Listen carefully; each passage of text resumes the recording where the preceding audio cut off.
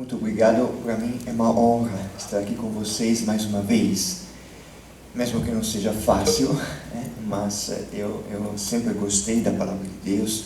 Foi fundamental na minha vida, na minha caminhada. Então, poder refletir, escutar, partilhar a Palavra de Deus é a maior alegria e eu penso, aliás, tenho certeza, maior serviço que eu posso fazer à igreja. Então, como o Padre Giovanni, que eu agradeço também por estar ao meu lado, me ajudar durante esta semana, como ele acabou de falar, nós vamos refletir sobre a história de Davi. O título que eu escolhi para a Lex Divina é Davi, filho de Jessé, homem segundo o coração de Deus. É uma frase da Bíblia que nós encontramos na Palavra de Deus e, assim, logo é uma apresentação de Davi, homem segundo o coração de Deus. O que vocês encontram no livrinho é aquilo que nós também podemos ver durante a reflexão. Justamente nós vamos começar com uma introdução e logo depois a primeira reflexão. Então, quem tiver o livrinho, tudo bem. Quem não tiver, não se preocupe, é só escutar, olhar. Se quiserem tomar umas notas, escrever, tudo bem. O que mesmo é preciso é a Palavra de Deus. A Palavra de Deus, uma Bíblia. Quem não tiver, no livrinho tem também o texto que nós vamos ler todas as vezes. Mas quem já tem a Palavra de Deus é o suficiente, o mais importante. E durante a nossa reflexão, a escuta. O que é importante não é aquilo que eu vou falar, para falar a verdade, mas aquilo que vocês estão sentindo que também, pela minha fala, está mexendo com a vida de vocês. Então, vamos começar logo com uma introdução. Por quê? Como nós ouvimos, a Lex Divina deste ano aborda a figura de Davi, o rei de Israel. Davi é uma figura histórica. O que quer dizer uma figura histórica? Significa que ele existiu de verdade. E nós encontramos a história dele na Bíblia, no primeiro livro de Samuel, no segundo livro de Samuel, no primeiro livro dos Reis e no primeiro livro das Crônicas. Então, ele existiu de verdade, uma figura histórica. Mas a Palavra de Deus, ela não se limita a apresentar Davi como figura histórica, e sim, ela apresenta Davi como figura teológica. O que significa uma figura teológica? Significa que Davi é apresentado como um homem de fé, uma figura ideal de fé. Se você perguntar o que é ter fé, o que é ser homem de fé, olhe para Davi. Então, ele é uma figura histórica, tudo bem, mas a Palavra de Deus já o apresenta como uma figura ideal, uma figura na qual nós podemos nos espelhar. Ademais, Davi é a personagem mais citada no Novo Testamento depois de Jesus. No Novo Testamento nós encontramos Jesus e logo depois de Jesus, a personagem mais citada é Davi. O próprio Jesus é apresentado como filho de Davi. Talvez alguém já ouviu essa expressão.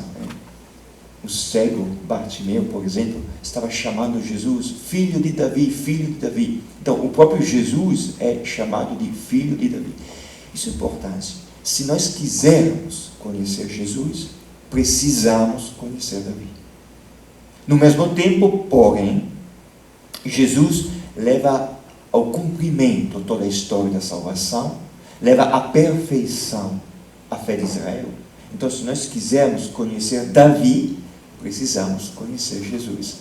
As duas figuras se completam de certa forma.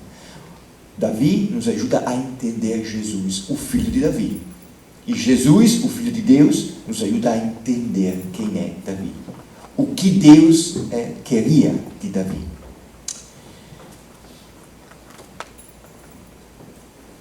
Agora, nessa introdução que eu estou proporcionando a vocês, eu coloquei uma palavra também sobre a relação entre o Antigo e o Novo Testamento, que é uma questão muito complexa, sabem?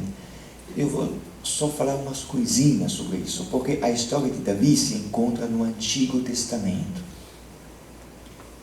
E qual é a relação entre o Antigo e o Novo Testamento? A igreja, nos seus documentos, fala dessa relação, dizendo que o Antigo Testamento é uma preparação do Novo Testamento, e dizendo também que no Antigo Testamento nós encontramos coisas imperfeitas, coisas transitórias, ou seja, há coisas no Antigo Testamento que já se passaram, já no Novo Testamento elas são antigas, então nós temos que levar em consideração isso. Tem coisas transitórias que só são uma preparação. No Concílio Vaticano II, que é um dos momentos mais importantes da história da Igreja, nós lemos o seguinte: Deus inspirou, é o inspirador e o autor dos livros dos dois testamentos, e Deus dispôs tão sabiamente as coisas que o Novo Testamento está latente, ou seja, escondido no Antigo, e o Antigo está patente, ou seja, manifestado no Novo. Pois, apesar de Cristo ter alicerçado a nova aliança no seu sangue, os livros do Antigo Testamento, ao serem integralmente assumidos na pregação evangélica, adquirem e manifestam a sua plena significação no Novo Testamento, que, por sua vez, ilumina e explica. Isso significa que tudo o que nós encontramos no Antigo Testamento é uma preparação daquilo que nós encontramos no Novo Testamento. E só à luz do Novo Testamento nós encontramos o rosto cristão de Deus também no Antigo Testamento. Às vezes se fala também de continuidade e descontinuidade. Há uma continuidade entre o Antigo Testamento e o Novo Testamento. Há uma continuidade. É a mesma história que continua. Mas há também uma descontinuidade. Ou seja, tem coisas no Novo Testamento que são novidade. Por isso se fala também de cumprimento. O Antigo Testamento encontra o seu cumprimento no Novo Testamento. Cumprimento quer dizer algo que cumpre-se. Há uma continuidade, mas cumprimento quer dizer também novidade. Agora, por que eu estou falando dessas coisas? Porque a história de Davi, ela se encontra no Antigo Testamento. Essa história encontra um cumprimento no Novo Testamento. O Novo Testamento cumpre a história de Davi. Há uma continuidade, mas há uma descontinuidade também. A história de Jesus ilumina a história de Davi. A história de Davi nos ajuda a entender a história de Jesus. E temos que levar em consideração tudo isso. Sobretudo, temos que levar em consideração tudo isso, sobretudo quando nós lemos algumas páginas do Antigo Testamento que surpreendem. Porque parece que Deus esteja pedindo alguma coisa que, meu Deus, como é que Deus pode pedir uma coisa dessa? Mas nós temos que ler o Antigo Testamento à luz do Novo Testamento, ou seja, à luz de Jesus. Mas vamos ver tudo isso melhor quando nós encontraremos essas páginas. É só uma introdução que vocês podem encontrar também no livrinho e que eu coloquei lá atrás. E agora vamos logo para a história de Davi. Para falar a verdade, esta primeira reflexão e a segunda também são ainda uma introdução, porque nós vamos ler a história de Davi, levando em consideração, em primeiro lugar, a história do profeta Samuel e a história do rei Saul, porque essas duas personagens têm um papel muito importante na história de Davi. Então, para podermos entrar na história de Davi, precisamos conhecer um pouquinho quem era o profeta Samuel e quem era o rei Saul. E vamos, então, com essa introdução. O quadro histórico. Uma apresentação do quadro histórico é necessária. Quando saíram do Egito, nós sabemos que o povo de Israel foi escravo no Egito. Quando as tribos de Israel saíram do Egito, os hebreus chegaram à terra prometida por Deus. Então, do Egito para a terra prometida por Deus. O caminho não foi fácil, demorou bastante no deserto. Apesar disso, para entrar na terra, Israel teve que conquistar a terra, teve que lutar contra os povos que já estavam morando na terra prometida. O que aconteceu depois da conquista? Depois da conquista da terra, as 12 tribos dividiram o território em 12 partes e cada uma ficou com uma parte. As tribos se estabilizaram, mas não se tornaram um povo de verdade, porque cada tribo ficava no seu território, na sua parte, no território que tinha ocupado. Nessa situação, algumas tribos se deixaram influenciar pela religião dos povos que já estavam morando ali. Outras tribos, ao invés, continuaram lutando contra esses povos. E, muitas vezes, as tribos foram derrotadas.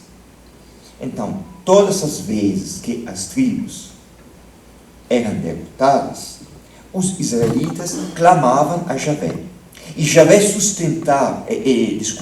Javé suscitava um juiz que os guiava à salvação. Então, Israel saiu do Egito, chegou para a terra prometida, lutou para conquistar a terra, as tribos se dividiram, algumas se deixaram influenciar pelos povos que já estavam morando, algumas tribos continuaram lutando contra esses povos, muitas vezes foram derrotadas, então Israel pedia ajuda a Deus e clamava a Deus, e Deus suscitava um juiz. Tudo aquilo que eu estou contando agora se encontra na Bíblia, no livro dos Juízes. E o juiz, o que é que ele fazia? Ele guiava o povo à salvação e, sobretudo, fazia voltar as tribos ao verdadeiro Deus. Durante a época dos juízes, o centro político e cultural, espiritual de Israel ficava em Silo. Silo é o nome da cidade onde o povo tinha armado a tenda da reunião, que continha a Arca da Aliança também. O último dos juízes de Israel foi Samuel. O profeta Samuel foi também o último dos juízes de Israel. E é justamente com Samuel que começa a história de Davi também. Porque Samuel é o último dos juízes, o primeiro dos profetas e o profeta que ungirá Davi, rei de Israel. Como é a história de Samuel? Uma história muito bonita que vocês podem ler nos primeiros capítulos do primeiro livro de Samuel. O pai de Samuel era o Eucana, a mãe dele, a Ana. E todos os anos eles iam para o santuário em Silo. A Ana era estéril. Eucana, o pai de Samuel, tinha mais uma mulher, Fenena. E a Fenena tinha muitos filhos. Naquela época, a esterilidade era considerada uma desgraça. Sabem o porquê? Porque Deus, quando criou os homens, Deus disse: sede fecundos e multiplicai-vos. Sede fecundos e multiplicai-vos. Então Deus abençoou os primeiros homens que ele tinha criado, dizendo: sede fecundos e multiplicai-vos. Então a esterilidade era considerada uma desgraça, Porque uma mulher estéril é uma mulher que não tinha a bênção de Deus. Agora, Eucana, né, tinha duas mulheres, Penina e Ana. Penina tinha muitos filhos. A Ana era estéril. E a Penina, que tinha muitos filhos, zombava da Ana, né? Achava graça, porque ela não tinha filhos. Então, uma vez, Eucana e as suas mulheres foram para o santuário de Silo. E lá aconteceu que a Penina começou a caçoar da Ana. E Ana ficou muito triste, começou a chorar. Ela foi para o santuário chorando e pedindo a Deus a graça de um filho, dizendo: se eu tiver um filho, eu vou dar o meu filho a Deus, para ele servir a Deus. E foi aquilo que aconteceu. Ela engravidou, teve um filho, esse filho foi Samuel. E depois que o menino começou a crescer, depois de desmamar o Samuel, ela e o marido dela, o Eucana, foram a Silo e deixaram o menino nas mãos do sacerdote Eli. E aqui começa a história de Samuel, que nós agora vamos ler. Se encontra muitas vezes, significa que o texto quer mesmo chamar a nossa atenção sobre essas palavras.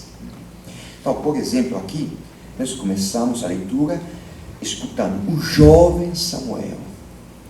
Samuel é jovem, mas olha lá no final do texto que nós ouvimos, no versículo 19. Samuel cresceu. Então, no começo ele é jovem, no final do texto ele cresceu. O que é que faz com que um jovem possa crescer?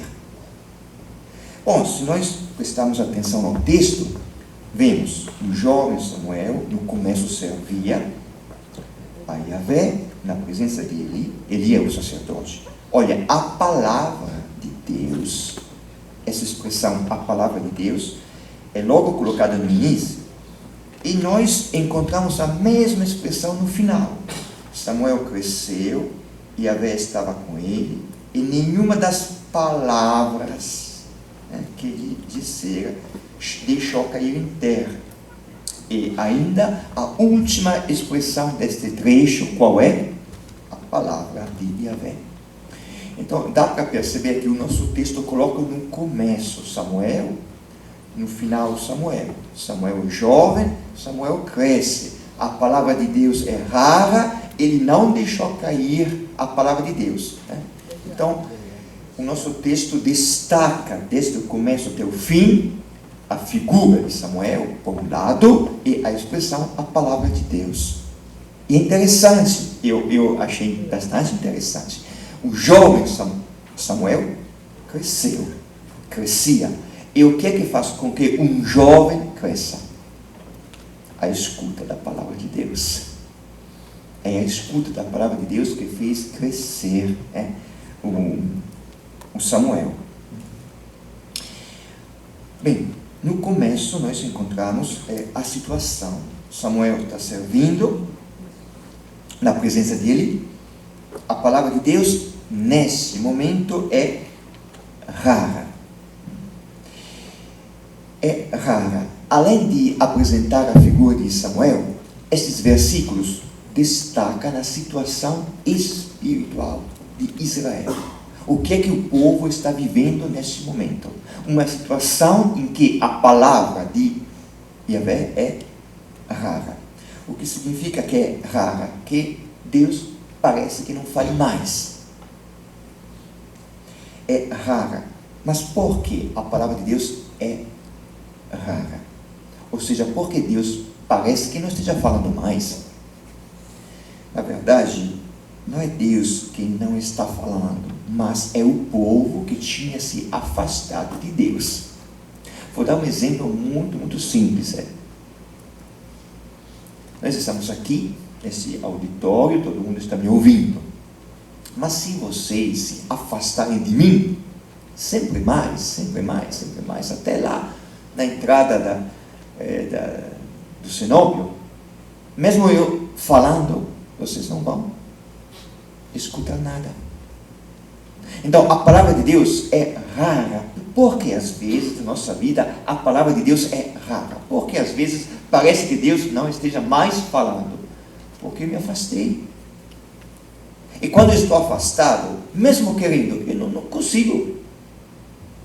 Se não tiver um microfone aqui e você ficar muito afastado, não tem como ouvir. Mas não é que eu não esteja falando, é você que está afastado. A palavra de Deus era rara, porque o povo tinha se afastado de Deus. E por que o povo tinha se afastado de Deus? Porque o próprio sacerdote Eli tinha se afastado de Deus. E o povo tinha se afastado porque o sacerdote tinha se afastado. Ele não estava mais obedecendo a Deus. E assim, o povo, aos poucos, tinha se afastado também.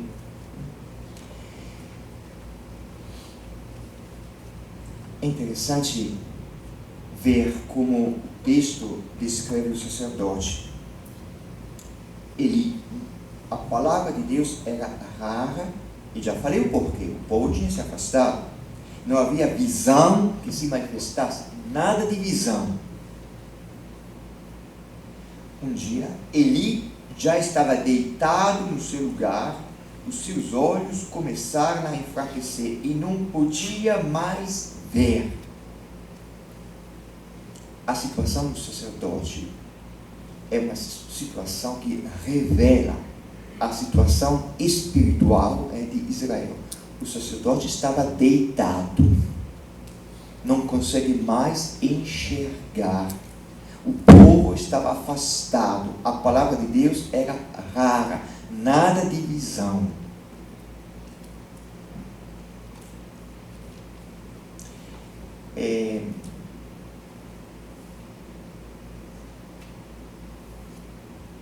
Quando o sacerdote, o padre, deixa de escutar a palavra de Deus,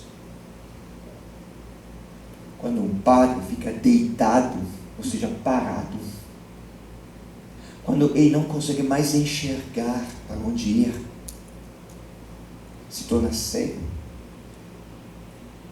o povo também acaba se afastando, não escutando mais a palavra de Deus, não conseguindo mais escutar a palavra de Deus, que se torna rara.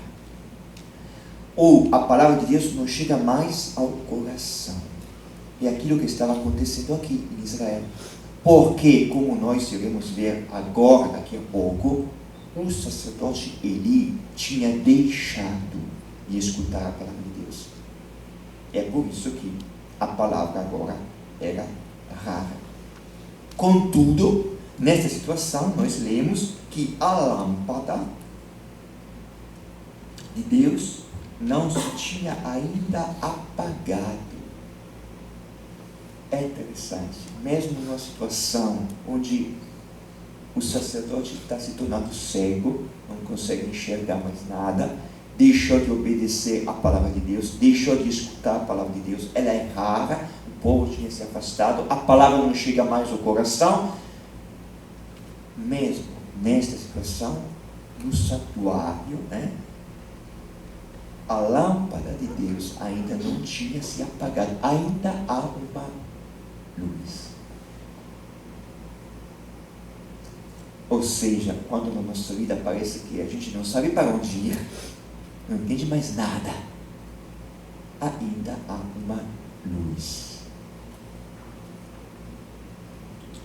Mesmo na escuridão, ainda há uma luz. Deus está ali. E nesta situação, acontece o que nós ouvimos, que Deus começa a chamar o pequeno, uma criança talvez, um menino muito novo, o jovem Samuel. Deus começa a chamar Samuel. Ele chama Samuel 3 vezes. São parecidas essas vezes. Samuel. Ele respondeu: eis-me aqui. E correu para onde estava Eli. Ou seja, ele estava deitado. Eli, o texto fala, estava deitado em seu lugar, no seu quarto. Ao passo que Samuel estava deitado no santuário. Interessante. Samuel estava deitado no santuário, perto de Deus. Já o sacerdote estava no seu lugar, no quarto dele, em outro lugar. Não, Samuel estava lá. E estando lá no santuário, ele ouviu o seu nome. Alguém está me chamando, mas ele não está sabendo quem é que está chamando. Porque o texto fala, até esse momento, o pequeno Samuel nunca tinha ouvido a voz de Deus. Então ele pensou, é o sacerdote que está me chamando, é o padre que está me chamando. Ele correu até o sacerdote Eli e disse, eis-me aqui, porque me chamaste. Olha quantas vezes, quem tem um lápis pode marcar o texto, quantas vezes aparece a palavra chamar, chamar, chamar. Quantas vezes Samuel fala, eis-me aqui, eis-me aqui, eis-me aqui. Correu. Então ele estava deitado.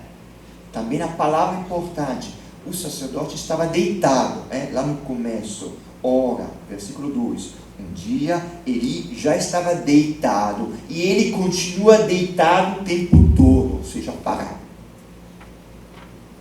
Alguém chamou Samuel, quem é? Não sei, mas Samuel logo se levantou e correu. Claro, ele é novo, jovem, tem forças, O sacerdote já, podemos pensar, seja idoso, mas mesmo assim, ele ainda pode andar, mas ele não se levanta. Não se levanta. O Samuel se levanta. Ele anda, corre, até correu. Então, eis-me aqui. Por que me chamaste? Não te chamei. Mesma palavra de novo, não te chamei. Então, verbo importante, chamar. Não te chamei. Disse ele, volta a deitar-te. Ele foi deitar-se. E Yahvé chamou novamente, 2 vezes, mesmas palavras, Samuel, Samuel. Ele se levantou, dá para ver a situação, a cena, aquilo que está acontecendo, e foi ter com ele, dizendo, tu me chamaste, aqui estou. Não te chamei, vai deitar-te. E aqui o texto fala, Samuel ainda não conhecia Yahvé. Porque a palavra de Deus, olha, mais uma vez, esta expressão, a palavra de Deus.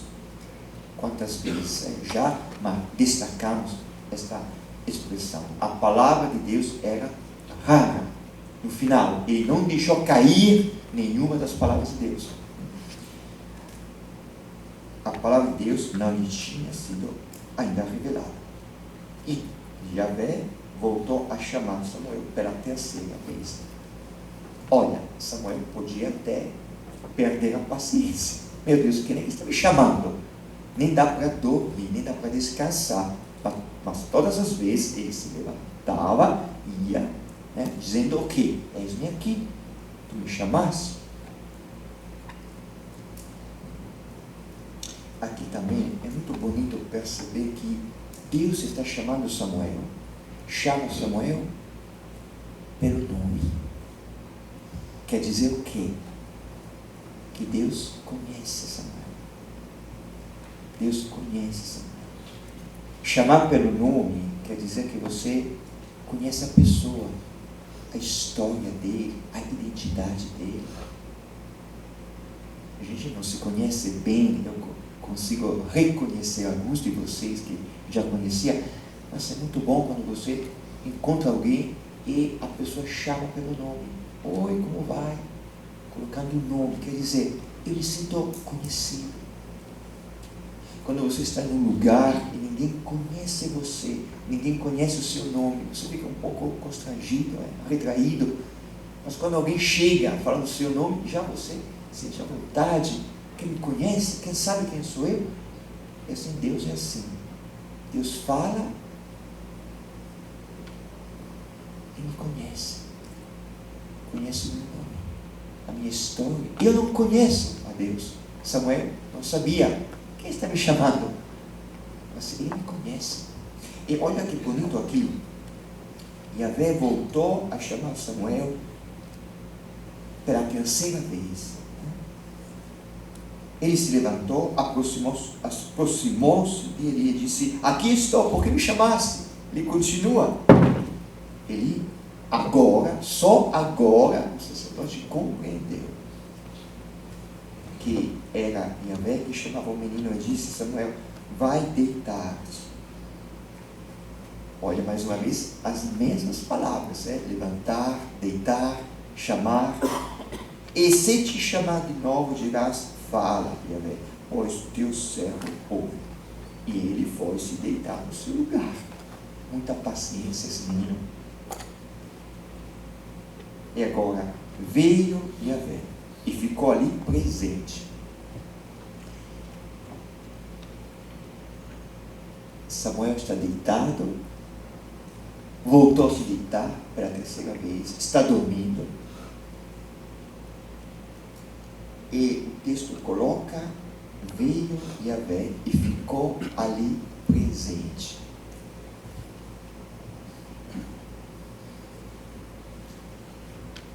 Eu imagino a situação.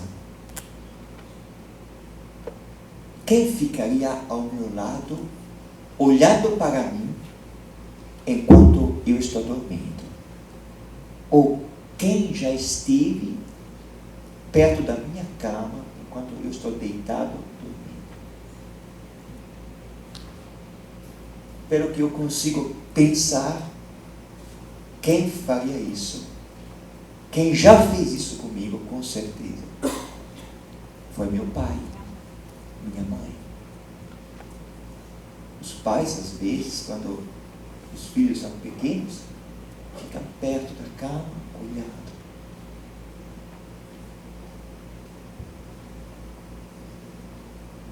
É muito amor, muita ternura, muito carinho. E Deus, antes de chamar Samuel pela quarta vez, agora, Deus ficou ali presente, como que contemplando esse filho.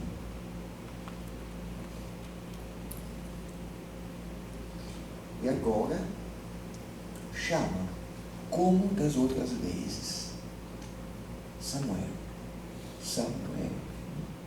Agora ele respondeu: fala, pois teu servo ouve. Agora ele sabe o que falar. O sacerdote Eli tinha falado para ele: se te chamar de novo, tem que dizer assim. Ele falou. E agora Yahvé fala, e é uma revelação aquilo que ele fala. Olha, as palavras são muito fortes. Vou fazer uma coisa em Israel que fará tinir ambos os ouvidos de todos os que a ouviram. Parece uma ameaça. Assusta.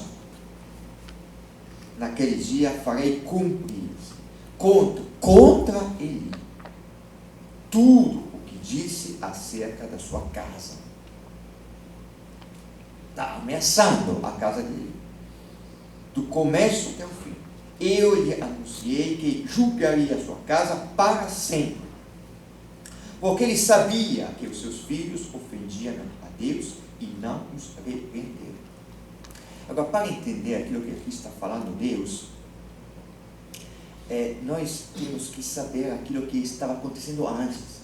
Depois vocês podem ler no capítulo 2 desse primeiro livro de Samuel. O que aconteceu? Aconteceu que os filhos do sacerdote Eli também eram sacerdotes. Os filhos eram dois, Ofni e... agora o segundo não me lembro.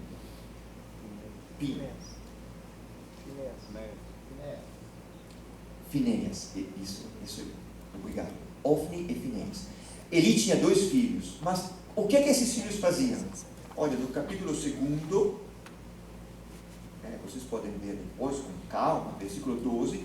Ora, os filhos de Eli eram homens vagabundos. Eles aproveitavam os sacrifícios que o povo levava para o santuário e, inclusive, no versículo 22, Eli era muito velho, mas era informado de tudo o que os seus filhos faziam a todo Israel. E que eles, sacerdotes, se deitavam com as mulheres que permaneciam à entrada da tenda da reunião. Ou seja, você já pensou, você vai para a igreja, o sacerdote está lá fora e se deita com as mulheres. Assim é a situação.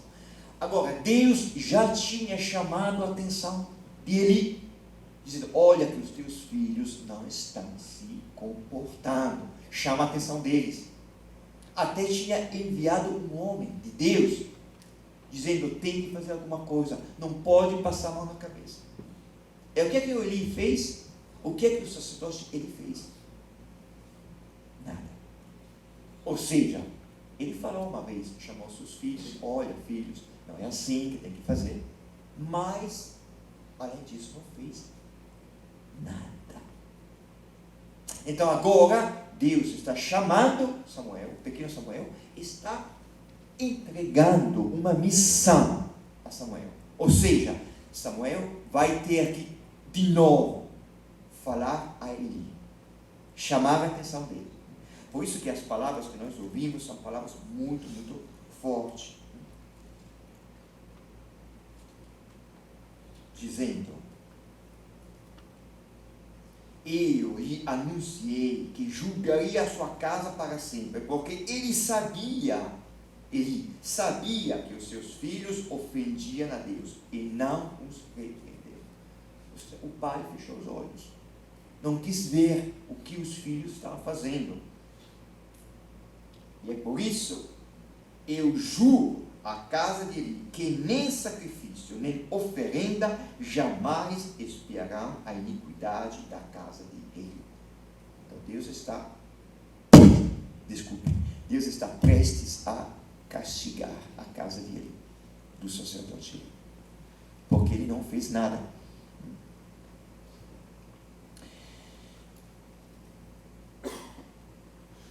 É interessante também destacar aqui no texto as expressões casa, casa de Yahvé, casa de Eli, que são casas diferentes. Será que a minha casa é uma casa onde Deus mora? Ou a minha casa é uma casa como a casa de Eli? A casa de Eli é uma casa onde aconteceram essas coisas. Os filhos eram vagabundos. Já Samuel morava na casa de Deus. É outra coisa. Como é a minha casa?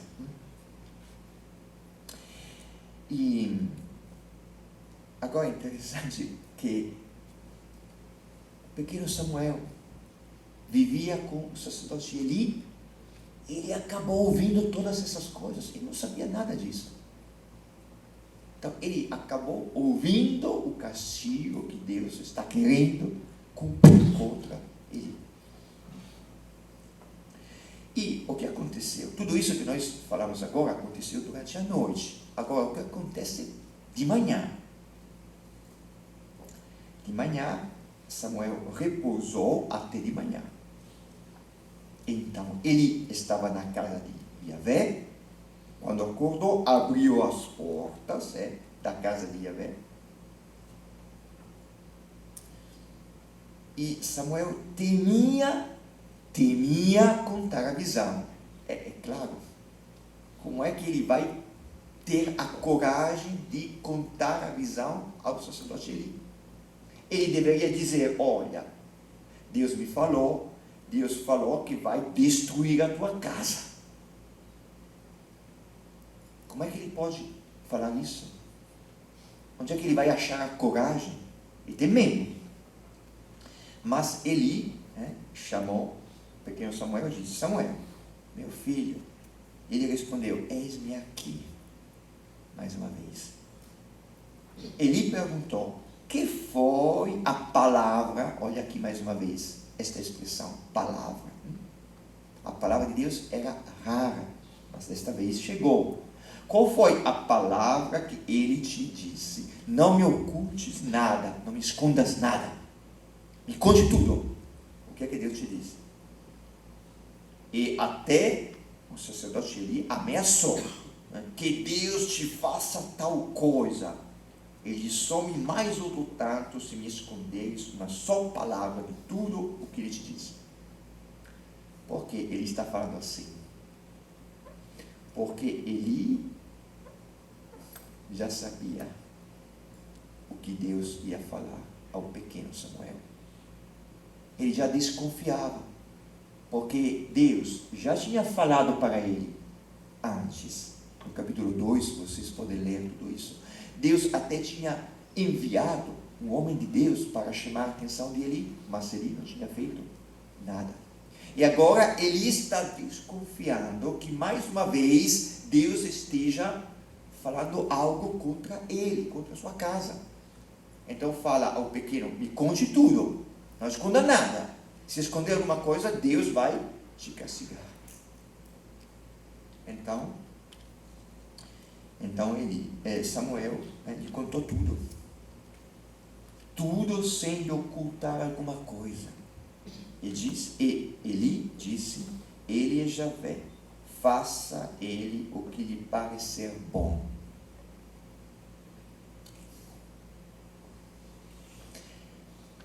Parece. Essa expressão parece uma confissão de fé. Ele é Deus, ele faz aquilo que... Na verdade não é.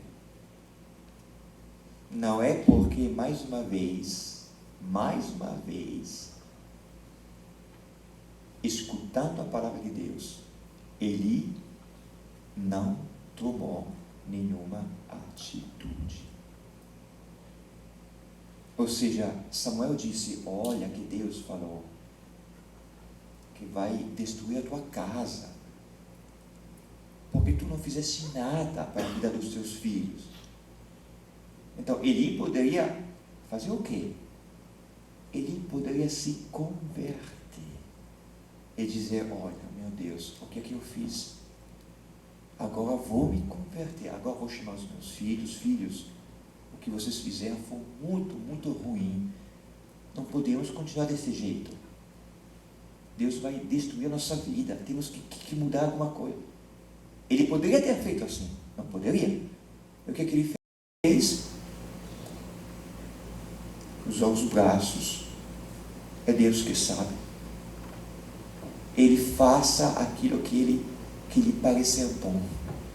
Parece fé, mas não é fé, porque ele não tomou nenhuma atitude. Agora, o que nós vimos até agora é o texto, basicamente o texto. Eu só destaquei umas palavras. O que nós fizemos até agora é um momento que nós podemos chamar de leitura do texto, ou seja, uma leitura atenta do texto. Agora eu vou destacar alguns pontos para refletir sobre o texto. É o que eu chamo de meditação. Atrás de mim, vocês podem ver no slide, a leitura aqui, tem todos os pontos que eu destaquei. E lá, do outro lado, a meditação. Alguns pontos que agora eu quero destacar para refletir sobre o texto. Bom, primeiro, como é que Deus fala? A gente pode se perguntar: como é que Deus fala? Como é que eu posso reconhecer a voz de Deus? Eu me lembrei de quando eu era muito novo, já faz tempo, né? Quando eu escutei a voz de Deus, reconheci a voz de Deus. O que foi? Como é que foi? O que aconteceu? Foi uma coisa muito simples, sabe? Eu trabalhava na comunidade, tinha 16 anos, mais ou menos, 17. Trabalhava na minha comunidade na Itália, é diferente, mas sempre é uma comunidade. E eu me envolvi bastante, me apaixonei pela comunidade, gostei demais. Ao ponto que eu pensei: como é que eu posso continuar essa vida para sempre? Porque, claro, você trabalha, você se envolve, mas depois você vai fazer uma faculdade, você vai começar um trabalho, um emprego, você consegue um emprego, você vai casar, ter uma família, e aos poucos você não vai ter tempo para trabalhar mais na comunidade como você fazia antes. Você deixa de lado alguma coisa. Mas eu não vou pensar, como é que eu vou poder fazer isso para sempre? Eu não quero deixar de cuidar da comunidade, não quero deixar de brincar com as crianças, que eu gosto, sempre gostei disso, não quero deixar, como é que eu posso fazer? Eu pensava, mas eu não achava nenhuma resposta. Até que um belo dia, eu estava num acampamento de jovens, e o padre da minha paróquia me chamou para conversar. Até agora eu me lembro do lugar. E ele, conversando comigo, disse: olha, olhando para você, eu estou começando a pensar que Deus está te chamando para ser padre. Eu me assustei. Não posso dizer que não. Mas, no mesmo tempo, essas palavras foram uma revelação. Ou seja, me abriram os olhos. Eu comecei a enxergar aquilo que eu não conseguia enxergar. Porque eu pensava, como é que eu posso continuar essa vida para sempre? Eu vou ter que fazer uma faculdade, vou ter um emprego, vou ter uma família, vai chegar uma hora que eu não vou poder mais. Eu pensava, eu vou acompanhar o padre da minha paróquia, quando ele vai se mudar, eu vou atrás dele. Olha, eu posso falar alguma coisa, vocês vão achar graça, né? Mas eu pensava, eu posso até, não sei, me tornar o cozinheiro da casa do padre, vou fazer, né? Vou preparar comida, vou ficar lá, assim eu vou poder continuar trabalhando assim. Não, Deus tinha outra ideia, outro pensamento. Então, como é que nós escutamos a voz de Deus? Como é que eu escutei na minha vida? Como é que o próprio Samuel, o que eu experimentei, me ajuda a entender aquilo que o Samuel experimentou? E aquilo que Samuel experimentou me ajuda a entender aquilo que eu mesmo experimentei. Como escutar a palavra de Deus? Primeiro, nós podemos escutar a palavra de Deus prestando atenção àquilo que nós sentimos.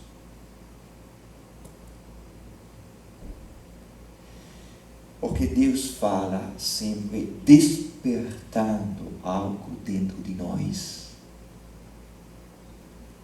Se Deus quiser, Ele pode falar para nós. Se Deus quiser, Ele pode falar para nós do mesmo jeito que eu estou falando para vocês.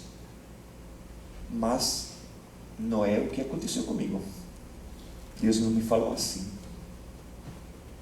Deus fala, normalmente, despertando algo dentro de nós. Se você está lendo a palavra de Deus e de repente está sentindo alguma coisa bonita, bom, por que eu estou sentindo isso? O que Deus está querendo dizer com isso?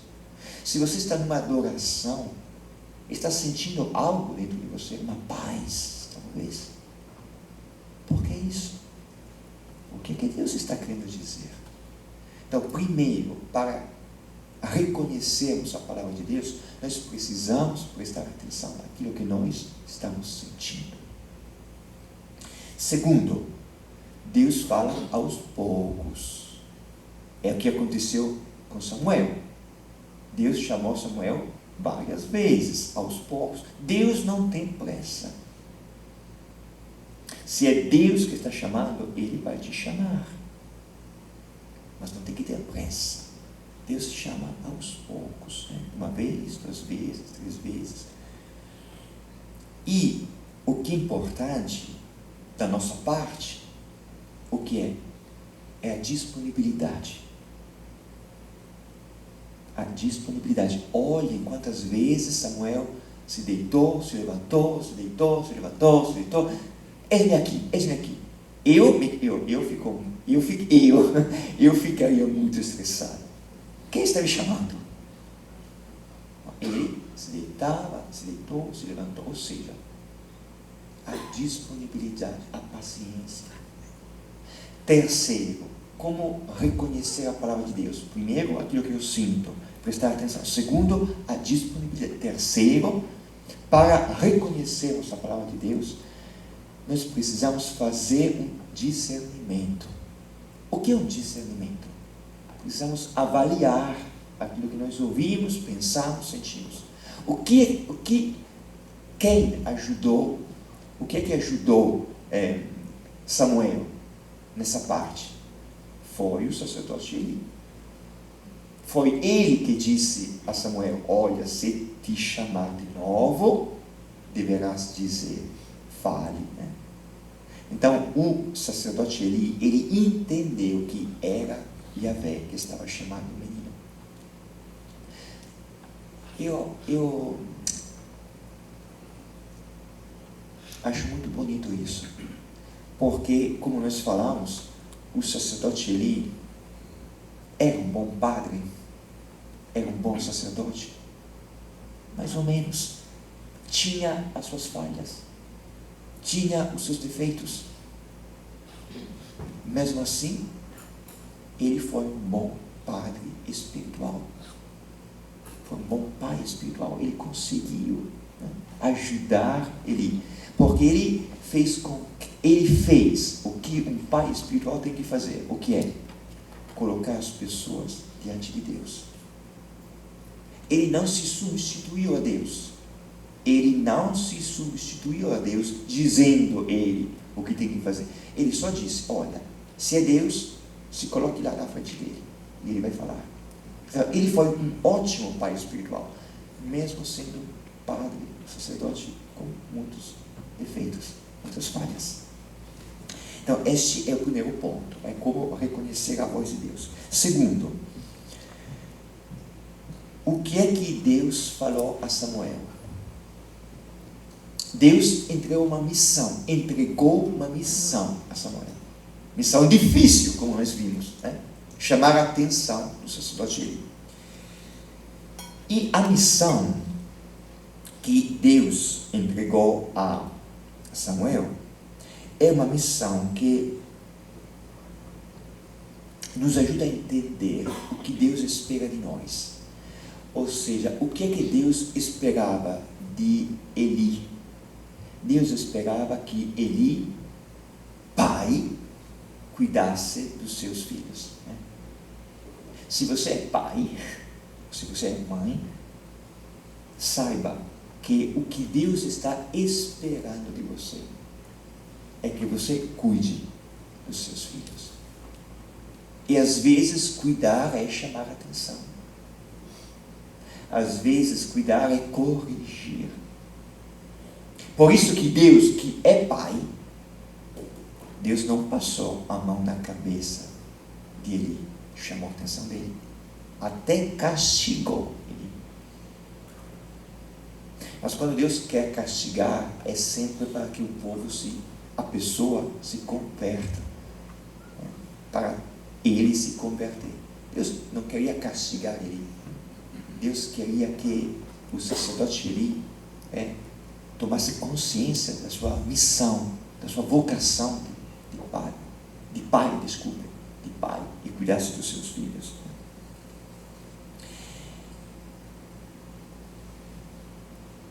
Aqui no texto nós ouvimos que Deus fala: eu juro à casa de Eli que nem sacrifício, nem oferenda jamais expiarão a iniquidade da casa de Eli. Nem sacrifício, nem oferenda, porque o sacrifício que Deus quer de nós é cuidar das pessoas que nós amamos.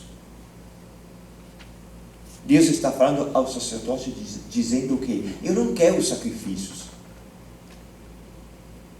Eu quero que você cuide da sua família, dos seus filhos. É o que eu quero. É só o que eu quero. É só isso.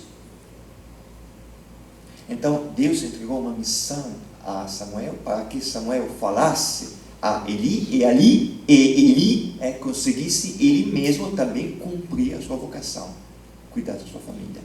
É o verdadeiro sacrifício. Quer dizer, se você for para a igreja, mas se você não está cuidando da sua família, não adianta nada. Não adianta nada. Agora, eu vou para a igreja para pedir a Deus a força para cuidar da minha família. Está certo. Mas eu não vou para a igreja pagando o dízimo, fazendo catequista, essas coisas, e, ao mesmo tempo, estou descuidando a minha família. Não. Não é assim. Não é isso que Deus quer. Deus falou a Eli: olha, você pode ser sacerdote, se você é padre. Essas palavras são para mim também. Eu posso celebrar a missa, eu posso ser sacerdote, eu posso fazer um sacrifício, mas se eu não cuidar da minha família, se eu não cuidar das pessoas que Deus colocou ao meu lado, isso não presta para nada, não serve para nada, não adianta nada. Não é isso que Deus está querendo. Agora, já se eu fizer isso, ou seja, celebrar a missa, rezar, ir para a igreja, se eu fizer tudo isso para adquirir a força para cuidar dos outros, muito bem, é isso mesmo que eu vou ter que fazer. Deus vai me ajudar. Enfim, meu Deus, desculpem, mas nós começamos atrasados. Só mais uma coisa. Falamos da palavra de Deus. Tem duas atitudes diante da palavra de Deus no nosso texto. Vimos a atitude de Samuel e vimos a atitude de Eli. Qual é a atitude de Samuel? 3 palavras. Se levantou, respondeu, não deixou cair nenhuma das palavras de Deus. Essa é a atitude de Samuel.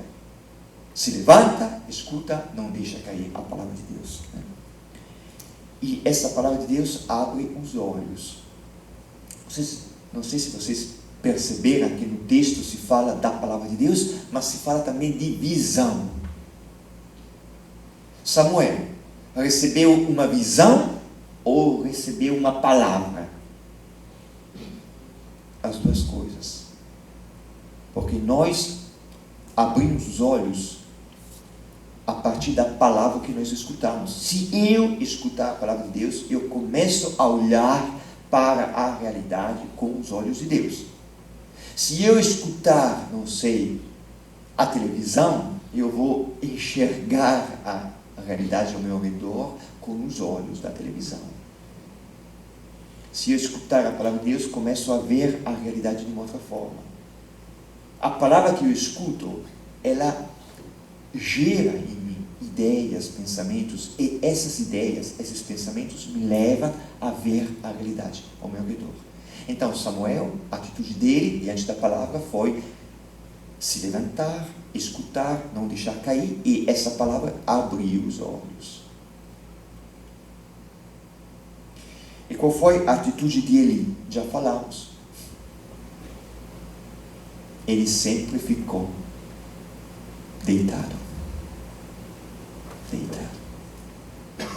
Agora nós vamos passar bastante tempo nessa semana escutando a palavra de Deus. Eu posso escutar a palavra de Deus e ficar deitado, sentado. Ou eu posso permitir a palavra de Deus de mexer com a minha vida. Ela vai mexendo, me levantando. E para fazer isso, eu tenho que prestar atenção naquilo que eu estou sentindo, tenho que guardar a palavra de Deus. E assim vai. Bom, vamos parar por aqui. Tem mais uma coisinha que eu queria falar, mas talvez vamos falar outras vezes, né? O que é que temos que fazer? Bom, agora não dá muito tempo, mas geralmente, depois da nossa reflexão, o certo é aproveitar o tempo que nós temos, o silêncio, a retomar o texto, as coisas.